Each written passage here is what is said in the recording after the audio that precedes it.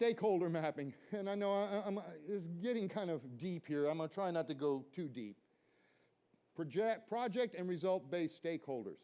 Anticipating requirements. What do you mean anticipating? They're supposed to tell us what they want, Andre. They don't know what they want. They're expecting us to tell them. I would rather do entertainment. I'd get a writer, an entertainment writer, that told me exactly what the band had to have. You know, from instrumentation to backline to drums.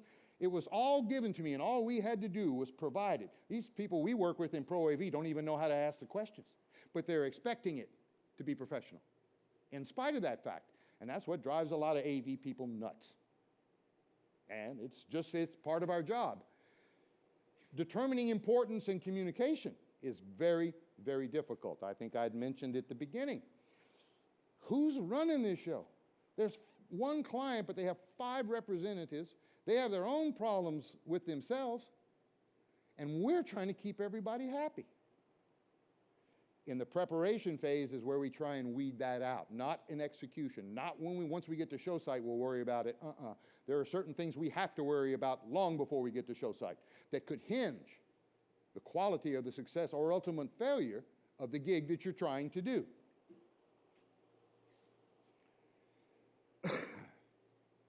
All right, let's do a quick stakeholder mapping. First of all, the sponsor. Now again, this is right from the PMBOK, and don't worry, we're not going to get into any real super depth with this. The sponsor is the person in your company or organization that is carrying the ball. This is not the client. And this is something we've had trouble getting over to some owners. That sponsor has to be the one person in that office that you can call or the client can call in case all hell breaks loose. There's got to be a point where the buck stops. You cannot expect a second-year technician in the field to try and make major responsibility decisions without someone they can call. And what if it's a Sunday setup? The office is closed. Do you have a beeper or a cell phone number? Do you have support? Or does the company just turn their techs loose and say, good luck? What do you do? And that will often have to do with the success or failure of the show. Next. Project manager and the core team members. That's your group. That's your technical people. Okay, well, that's pretty easy. No big deal on that. But there's the rest of them. The project team involves stakeholders, other stakeholders. Oh, wait a minute, Andre. Why didn't the first 2 ovals suffice? Because a stakeholder is everything from the dock foreman at the loading dock to the electrician that wires your tails in when you get there. Well, that's minor. Well, you think so? Think about it. If you're going to a dock where there's a convention going on, there's 15 tractor trailers ahead of you, how do you know where you're going to get to unload? Again, you got 15 IATSE stagehands sitting on the dock smoking cigarettes and drinking coffee while you're trying to get into the marshalling yard. The same thing with the electrician. Well, what's that big a deal? We'll get everything in and put up. Well, if you're going to fly the rig, if you're going to fly the screens, the sounds, and the lighting, where are you going to get the power to hook your motors up to? No one made a call. And if you're going in on a Sunday, I'll tell you right now, you're not going to get the master electrician in the building. He or she is off on the weekends. You're going to get the third-class refrigeration engineer is wiring your tails in. The kind that go, now, blue goes where?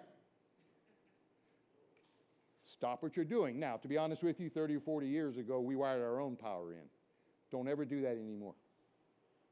Many times you will know better how to wire your tails in than the house electrician will. But the moment you touch that, what have you just done? You just added yourself to the chain of liability in case an accident happens.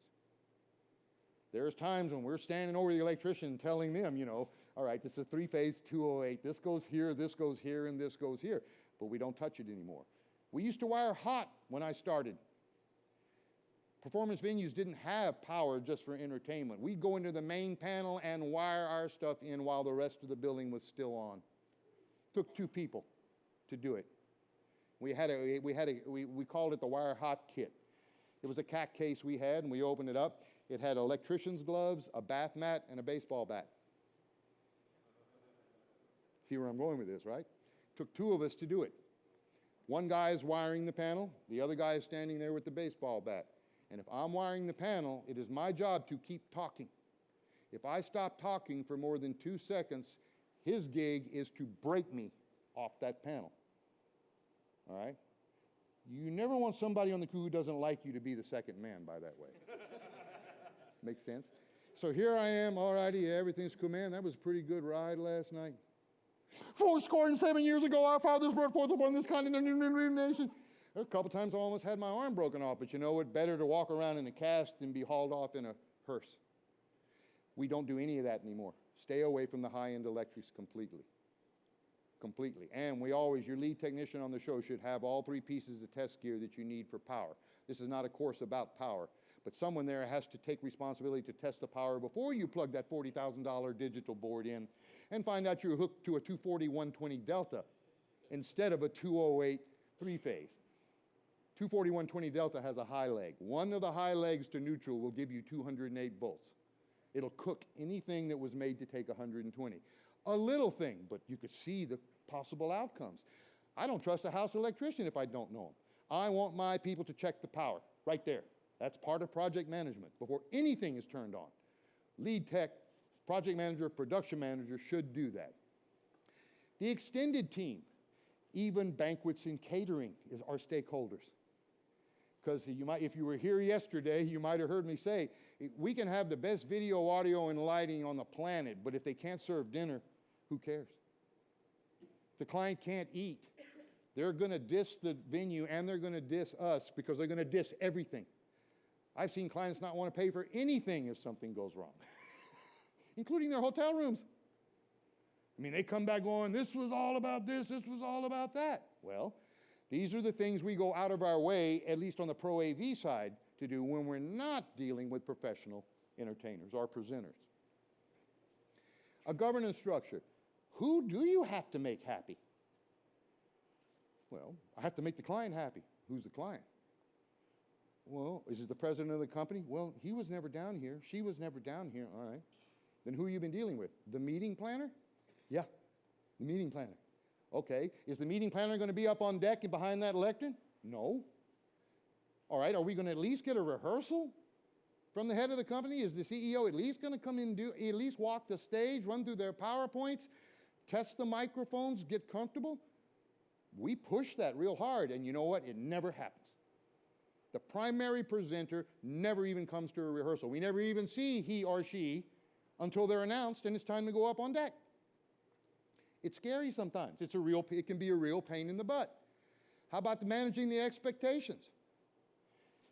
We really didn't think it was going to look like this. Uh-oh. Then someone screwed up in the sales process. Someone either led the client down the primrose path or just wasn't real good at communicating what they were going to get for what they were getting ready to pay for. One of the worst ones is, you see it a lot now. A lot of the hard sets, the stock sets we use are gray, right? They're neutral gray. Why? Because they light so damn well. You want to keep the client out of the room while you're setting it up. Because when they walk in, all they see is this ugly gray wall behind their stage, and they start to freak. And we go, don't worry about it. When you see it this afternoon for rehearsal, it's going to glow like the Wizard of Oz. Keep them out of the room, because suddenly they start worrying. We paid all this money for a set, and all I see is this gray piece of caca across the thing with screens in it. Yeah, but when you come back, what we like to do is we like to show clients pictures of what we've done before during the meeting presentation, during the selling presentation. This is the set without being lit. This is the set once it's lit. And the client goes away. You see how you can take care of problems before you ever get to show site if you can remember all of them. It depends on the level of confidence and knowledge that the client has. Some of them have a lot of knowledge and know it can speak our language, and great. But folks, by and large, in Pro AV staging, we're getting people who have never even set foot on a stage before, much less being able to do judgment about lighting, color, or anything else. The conflict and escalation we already talked about. If the client starts to get into it, I normally would rather not be associated with it. I would say, y'all have your discussion and please let me know. In other words, I don't want to be seen in the middle of the melee, even if it's not me. I do not want to be connected with the clients having arguments among themselves, because so many times in corporate AV, the departments that are presenting are competing against each other. And they'll come up and offer you money. I'll give you $100 if you give us 4 extra lights from my presentation. You see what I'm getting at? You're dealing with human nature now. We're not dealing with equipment at this point. Assumptions and constraints, things you hope are true. We feel pretty good the sun's going to rise tomorrow morning. I think we can all say that unless something absolutely catastrophic happens in the universe, the sun is going to rise. It's about all you can count on. There are just too many things that happen. Things that are beyond your control, which limit your option. The client wants to use a 9-foot elephant as a prop, but the doors to the building are only 7 feet high. That's a constraint, right? Or the junior road manager who decides that he's going to rent not the lifts I told them to rent, but when they call the local lift company, they were going to give them a better deal and charge less money for the larger lift.